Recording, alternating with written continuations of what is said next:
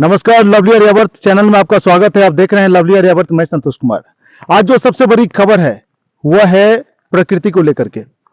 अगर हम बात करें प्राकृतिक संरचना को लेकर के, अभी जहां हम खड़े हैं वो है सिक्किम। ये आप जो देख रहे हैं ये सिक्किम का पहाड़ी एरिया है। अगर हम यहाँ की प्रकृति के बारे में देखें, प्रकृति के बारे में अगर बात करें तो यहाँ पे आप देख सकते हैं कि प्रकृति का क्या सौंदर्य है। आपने कुछ दिन पहले सुना होगा कि कोरोना वायरस फैल गया था। वहां पे सिर्फ ऑक्सीजन की कमी थी, लोग सांस नहीं ले पा रहे थे क्योंकि ऑक्सीजन का अभाव था। जानते हैं इस ऑक्सीजन का जो अभाव था, हकीकत में उसका जिम्मेदार कौन है? मानव ही है, हम आप ही हैं।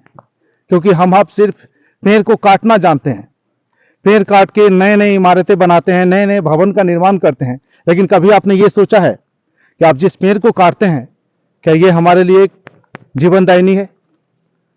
क्योंकि ऑक्सीजन जहां हम लेते हैं, ऑक्सीजन जो हमें चाहिए वो पेड़ पौधे से ही मिलेगा। इसीलिए आप जहां भी रहते हैं वहां पेड़ पौधे का संरक्षण कीजिए और अधिक से अधिक पेड़ पौधा लगाइए, ताकि ये होगा कि प्राकृतिक संरक्षण हमेशा बना रहेगा और प्रकृति की हमें रक्षा करनी चाहिए। जब हम प्रकृति की रक्षा करेंगे तो प्रकृति भी हमारा रक्षा करेगा। इसीलिए आप कभी भी पेड़ पौधे को नहीं काटिए। आप देख सकते हैं किस तरह से यहाँ सिक्किम का जो पहाड़ी इलाका है, अगर आप कभी आते हैं, गर्मी छुट्टी में आते हैं तो आप यहाँ पे आ सकते हैं, सिक्किम में आ सकते हैं। आप देख सकते हैं यहाँ का प्राकृतिक जो सौंदर्यीकरण है, प्राकृतिक जो है कितना मनोरम है, कितना अच्छा है। आप देख सकते हैं यहाँ पे हम आपको दिखाते हैं, कैमरामैन से बोलें थोड़ा जूम करके दिखाने के लिए। आप देख सकते हैं पहाड़ी का वो इलाका है। देखिए बड़े बड़े पहाड़े हैं यहाँ पे। जहाँ हम लोग खड़े हैं अभी ये करीब 3000 फीट समतल से 3000 फीट ऊंचे पे हम लोग खड़े हैं। आप देख सकते हैं किस तरह से प्रकृति का सौंदर्यीकरण है। इसीलिए कभी भी आप प्रकृति की संरक्षण जरूर कीजिए, प्रकृति को बचाइए। क्योंकि जब तक हम प्रकृति को नहीं बचाएंगे तब तक हम भी नहीं बचेंगे, क्योंकि प्रकृति रहेगा। अभी फिलहाल की अगर बात करें तो अधिकतर क्या होती है, अगर हम बात करें बारिश की समस्या बहुत अधिक होती है। आपने कभी सोचा है कि बारिश की समस्या क्यों अधिक हो रही है? बारिश क्यों नहीं हो रहा है? बारिश इसलिए नहीं हो रहा है क्योंकि हमने क्या किया है, प्रकृति को पहले ही नष्ट करने के लिए सोच रखा है। हम लोग क्या करते हैं, जल्दी जल्दी पेड़ पौधे काट देते हैं, शहर बसा लेते हैं। तो इससे क्या होता है कि शहर तो हमने बसा लिया, बड़े बड़े बिल्डिंग हमने तैयार कर ली, लेकिन होता क्या है? यही होता है, गर्मी की कहीं अकाल पड़ती है, कहीं बारिश नहीं होती है, मरुभूमि होता है, यही सब होता है। लेकिन जैसे ही हम प्रकृति को बचाएंगे, प्रकृति बचेगा, पेड़ पौधे को लगाएंगे तो कहीं ना कहीं ये जो बारिश की समस्या है वो दूर हो जाएगी।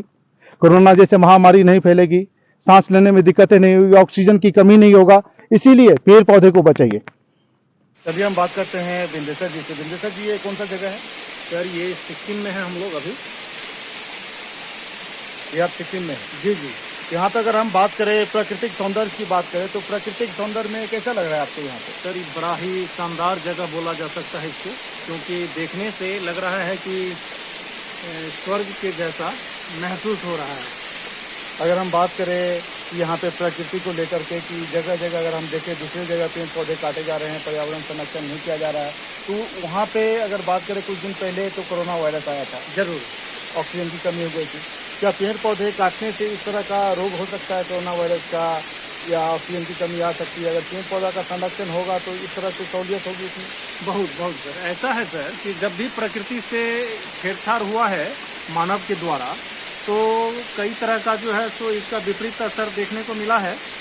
तो वही है कि पर्यावरण के मतलब हम लोग को जो है तो उसके साथ साथ चलना चाहिए और उसके संरक्षण में हमेशा काम करना चाहिए। कहीं ना कहीं हम लोग जो है तो मिस्टेक करते हैं, जिसका हम लोग को है कि पेड़ पौधा अगर काटता है तो पेड़ पौधा जितना काटता है उससे अधिक लगाना चाहिए, लगाना भी चाहिए। अगर हम लोग पर्यावरण का संरक्षण करेंगे तभी पर्यावरण हमारा संरक्षण करेगा। अगर बात करें झरना की बात करें तो ये प्राकृतिक आपको कहाँ देखने को मिलेगा? सर ऐसा तो हम लोग बहुत खोजने पर भी नहीं मिलेगा, क्योंकि अगर जिनको भी घूमना है तो एक बार सिक्किम आकर के देखें जो प्राकृतिक सौंदर्य क्या है। आप देख सकते हैं कि किस तरह से झरना है सिक्किम में, इस तरह का मौसम आपको दिखेगा, जगह जगह बादलें हैं, पूरा घनघोर जंगल है, ऐसा है। जी जी ऐसा है सर। अभी हम लोग 10 मिनट पहले भीगे थे बादल से, और अभी फिलहाल जो है तो अभी यहाँ झरना का जो है आनंद ले रहे हैं। अगर आप कभी भी सिक्किम आते हैं तो यहाँ पे एक बार जरूर आइए, जरूर, और इस तरह का प्रकृति का माहौल आप लोग जरूर देखें। जरूर सर, जरूर जरूर।